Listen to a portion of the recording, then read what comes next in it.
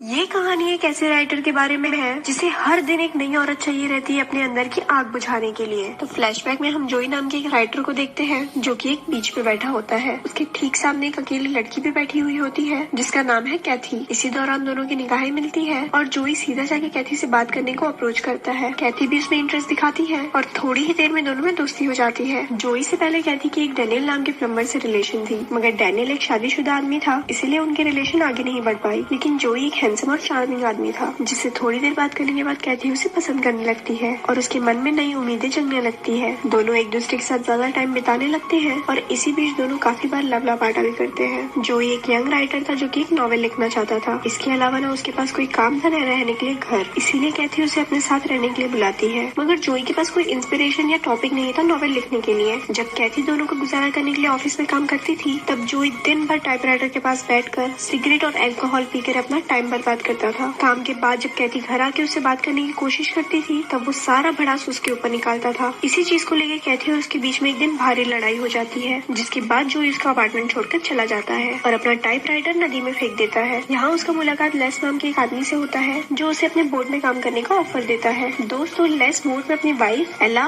और बेटा जेम के साथ रहता था। जोई उसके साथ बोट में काम करने के लिए मान जाता है और उनके साथ बोट में रहने लगता है। यहाँ काम करते हुए अक्सर जोई कैथी से मिलने जाता था। वो लोग क्ले नदी के किनारे अक्सर एक ट्रक के गैरेज में मिलते थे और एक दिन उसी नदी के किनारे दोनों खपाखप करते हैं, जिसके दौरान कैथी उसे कहती है कि मैं प्रेग्नेंट हूँ और मैं तुमसे शादी करना चाहती हूँ। मगर जोई उस बच्चे को एक्सेप्ट करने से मना कर देता है और कहता है कि मैं तुम्हारे लायक नहीं हूँ।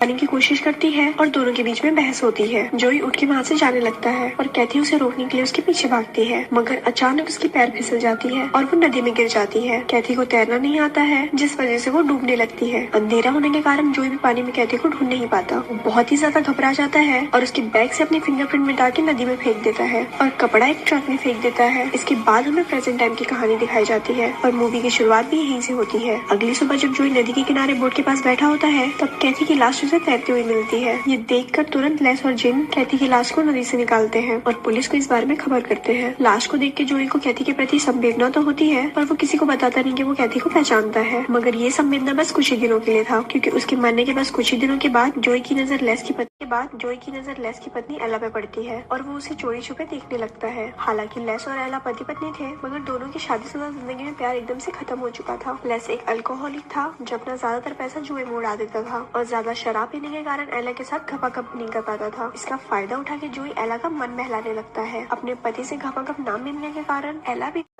कारण एला भी धीरे धीरे जोई के प्रति ढलने लगती है। और एक रात जब लेस जिन को लेके एक मेले में गया हुआ था तब दोनों मिलकर खपाखप करते हैं। अब इसके बाद ये होता है कि दोनों लेस के पीछे से फ्रीक्वेंटली बिस्तर गरम करते हैं और दोनों को ये फर्क ही नहीं पड़ता कि लेस को इसके बारे में पता चल जाएगा। एज अ रिजल्ट कुछ ही दिनों बाद लेस उन दोनों को रंगे हाथ पकड़ लेता है। जब वो इसके बारे में जोई को कन्फ्रंट करता है तब जोई कहता है कि वो इन दोनों की जिंदगी से दूर चला जाएगा, मगर लेस इतना अपसेट होता है कि वो खुद दोनों को बोट पर छोड़ के चला जाता है। बाद में एला और लेस फिर से एक जगह में मिलते हैं जहाँ एला उसे डिवोर्स की बात करती है। इसी बाद जोई और एला एक साथ उसी बोट पर रहने लगते हैं। एला अब जोई से शादी करना चाहती है। ये बात से जोई खुश नहीं था क्योंकि एला के साथ उसका संबंध सिर्फ खपाखप के लिए था। एक दिन एला को उसकी बहन ग्वेन का लेटर मिलता है कि उसके पति का देहांत हो गया है। तब एला और जोई से मिलने जाती है, बोट में बिताने के लिए कहती है ताकि वो अपने पति के मरने के गम से उभर सके। मगर यहाँ भी ग्वेन जोई का स्वैग देख के उस पर फिदा हो जाती है और एक दिन दोनों फिल्म देखने के बहाने बाहर जाते हैं, एक रेस्टोरेंट में ड्रिंक करते हैं और एक सुनसान सड़क पे शुरू हो जाते हैं। और इवेंचुअली ऐसे ही एक दिन एला को उनके गुफ्तगू के बारे में पता चल जाता है और वो भी अपने पति की तरह बोट छोड़ के चली जाती है। अब ग्वेन भी उसे नहीं रोकती क्योंकि बोट पे उनके प्यार की गहराई को नापने से उन्हें कोई नहीं रोक सकता। लेकिन जब जोई को इसके बारे में पता चलता है तो वो बहुत शर्मिंदा होता है और वो भी बोट छोड़ के चला जाता है। बेचारा बोट, उसकी क्या गलती है, सब उसको छोड़ के जा रहे हैं। एनीवे, अब इसके बाद जोई बार में एक आदमी से मिलता है जो उसे कम पैसे में अपने घर में रहने का ऑफर देता है। जोई मान जाता है और वो जोई को अपनी बीवी से इंट्रोड्यूस कराता है, जो कि उसका बहुत बड़ा गलती था। एज एक्सपेक्टेड जोई भाई का यहाँ भी जलवा चलता है और वो आदमी के काम पे जाते ही वो उसकी बीवी के साथ इश्क लड़ाता है। मतलब समझ रहे हो, यहाँ घोड़े को नहीं मिल रही घास और गधे खा रहे हैं च्यवनप्राश। एनीवे, अब ये सब के बीच में कैथी मर्डर केस का ट्रायल आता है और लेस और जोई को कोर्ट में गवाही देने का बुलावा आता है क्योंकि ये दोनों ने ही पहले लाश को देखा था। यहाँ हमें पता चलता है कि पुलिस ने एज अ सस्पेक्ट डैनियल को पकड़ा है। दोस्तों, अगर आपको याद हो, डैनियल वही प्लम्बर है जो जोई से पहले कैथी का बॉयफ्रेंड था। उस पे कैथी के साथ जोर जबरदस्ती करने का और उसे गर्भवती बनाने का और उससे पीछा छुड़ाने बचाने के लिए उसका हत्या करने का आरोप लगाया जाता है और बाद में कोर्ट सारे गवाहों को मद्देनजर रखते हुए इस आरोप की पुष्टि भी कर देती है। कोर्ट में बैठा जोई ये जानता था कि डैनियल निर्दोष है, मगर वो चुप रहता है। वो कोर्ट को एक अननोन चिट्ठी लिखता है कि कहती है मौत एक एक्सीडेंट थी और डैनियल निर्दोष है, मगर कोर्ट ये लेटर को अनदेखा कर देती है और डैनियल को फांसी की सजा सुनाई जाती है। हालांकि डैनियल के जोई को हमदर्दी होता है, फिर भी वो अपना मुंह नहीं खोलता। मूवी के अंत में जोई उसी क्ले नदी के पास जाता है और पानी को कुछ देर घूरने के